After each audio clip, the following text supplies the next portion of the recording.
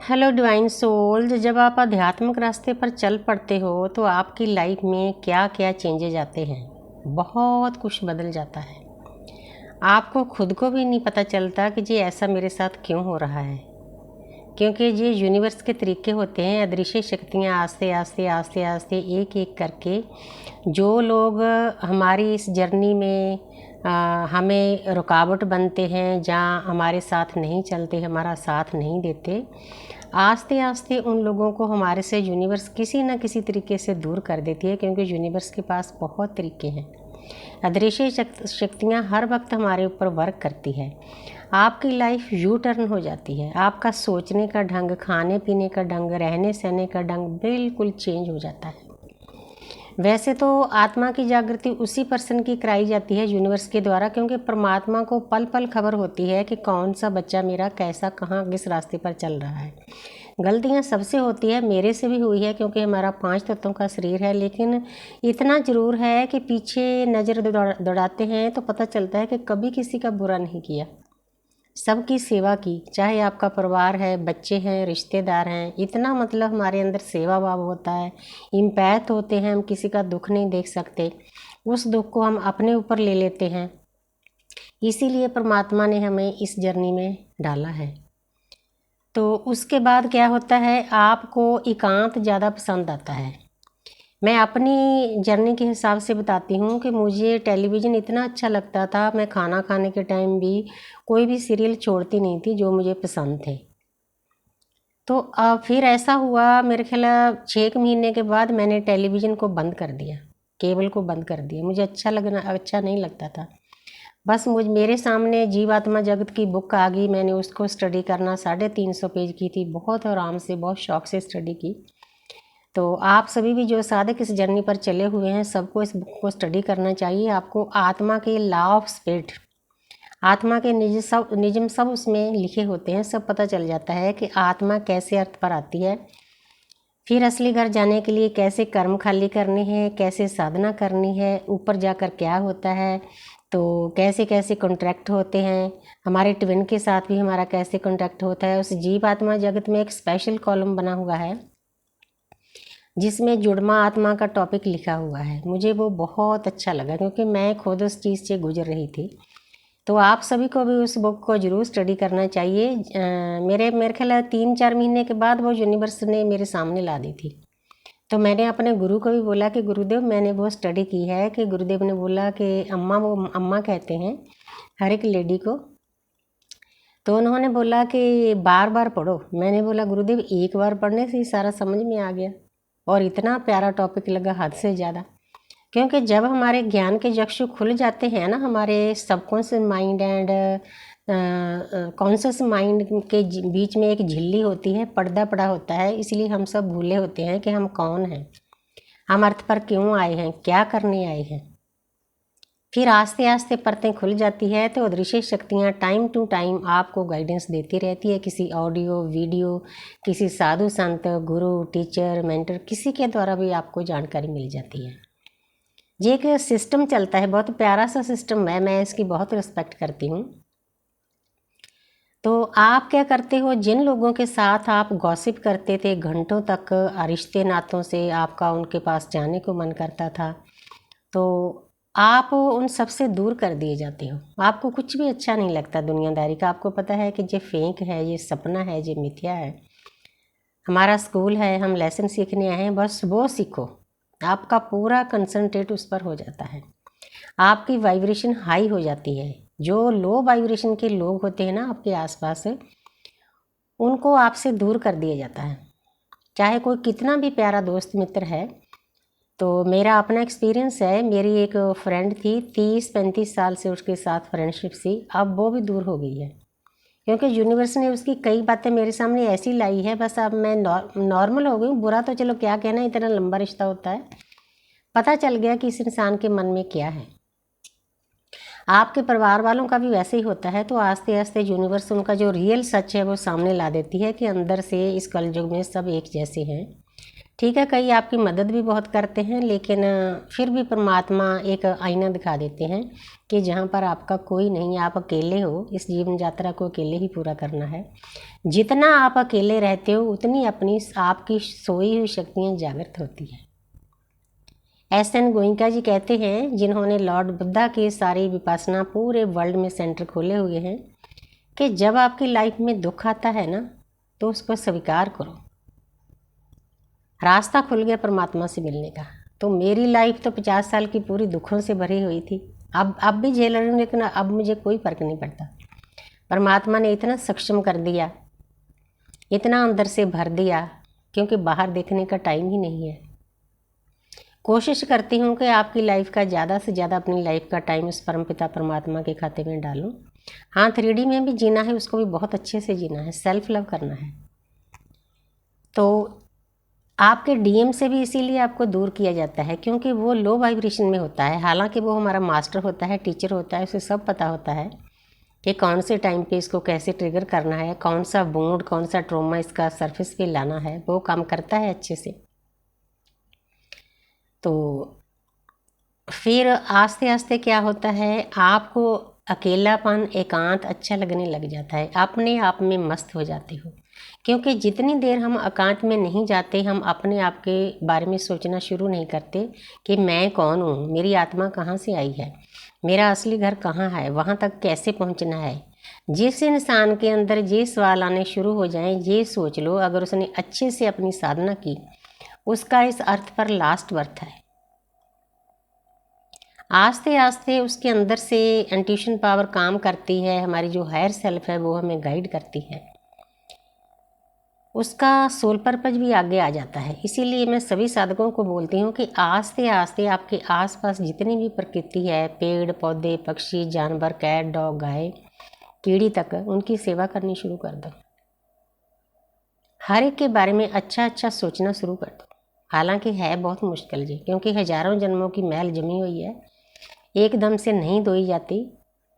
तो लेकिन अगर आप इस रास्ते पर चल पड़े हो, अच्छे से आप साधना करते हो, फ्लो के साथ चलते हो, 3D में भी खुश रहते हो, अपने शरीर का भी ख्याल रखते हो, क्योंकि ये मंदिर है, 33 करोड़ देवी देवता इसमें समाये हुए हैं। हमारी रीढ़ की हड्डी परमात्मा की वेदी है, सभी देवियाँ वहाँ पर विराजमान है, मूलाधार चक्र से लेकर क्राउन चक्र तक। साधना का यही मतलब है कि सती से लेकर गौरी तक आपने जो जितनी भी देवियाँ हजारों जन्मों से सुला रखी है आपके अंदर, उनको जागृत करना ही अवेकनिंग होता है, आत्मा की जागृति होता है। तो बहुत सारे लोग आपके बारे में गॉसिप भी करते हैं, इसको क्या हो गया है, इसका स्वभाव चेंज हो गया है, लेकिन आपके ऊपर कोई फर्क नहीं पड़ता, क्योंकि आप ना अंदर से किसी को नफरत नहीं करते। आपके अंदर प्यार सभी के लिए उतना ही रहता है, चाहे आपके बच्चे हैं, हस्बैंड है, वाइफ है, दोस्त है, मित्र है, रिश्तेदार हैं। बस आप उनको ऊर्जा देना बंद कर देते हो। आपको समझ में आ जाता है ये जो ऊर्जा है ना, ये बहुत कीमती है, एनर्जी है, क्योंकि पूरा ब्रह्मांड एनर्जी है, आप भी एक एनर्जी हो। आपको उस एनर्जी को संभालना आ जाता है। अवेकनिंग के बाद आता है आस्ते आस्ते। पहले तो हम ढेरों अपने डीएम को ही दे देते हैं एनर्जी। भक्ति हम करते हैं, साधना हम करते हैं, उसको पूरी एनर्जी देकर हम उसको घोड़ा बना देते हैं, वो दौड़ता रहता है लोगों के पास, खुश रहता है, हम रोते रहते हैं। हमारे रोने का कारण यही होते हैं। इसीलिए जितनी भी ट्विन फ्लेम जर्नी में साधक हैं, सोल्स हैं, डिवाइन फेमिनिन हैं, तो उनको मेरी बेनती है कि अपने डीम को भी एनर्जी नहीं देनी हद से ज़्यादा।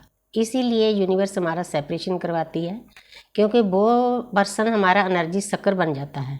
उसने आप तो कोई मेहनत नहीं करनी, क्योंकि एक सोल स्पिरिचुअल होती है, दूसरी मैट्रिक्स में फंसी होती है।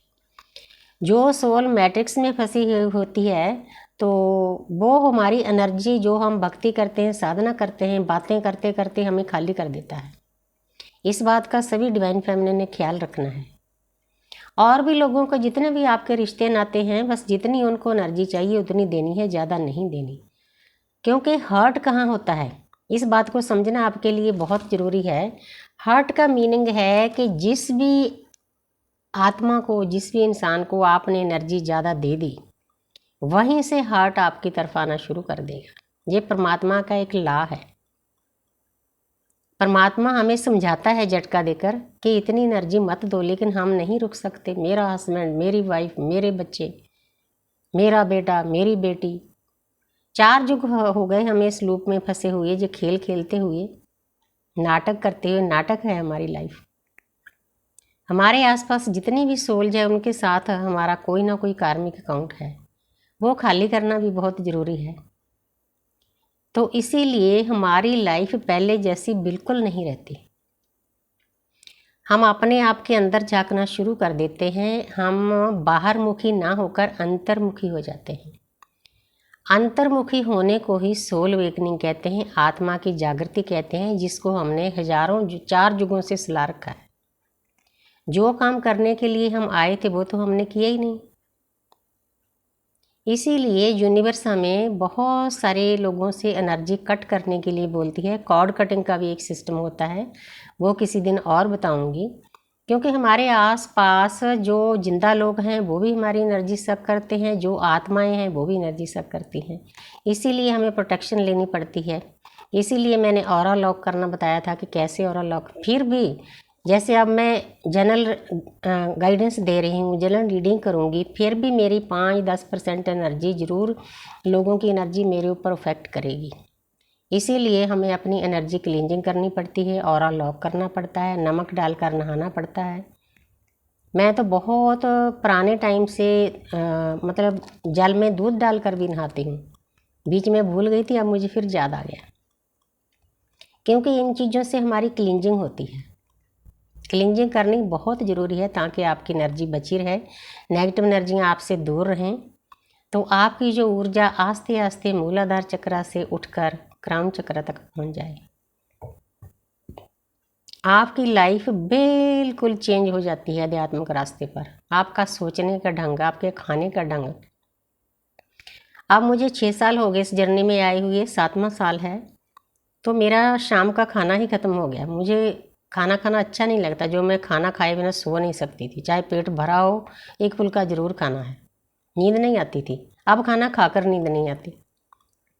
अब मैं अभी 2-3 बजे बस खाना खा लूँगी। मैं कभी भी रात का खाना नहीं खाती।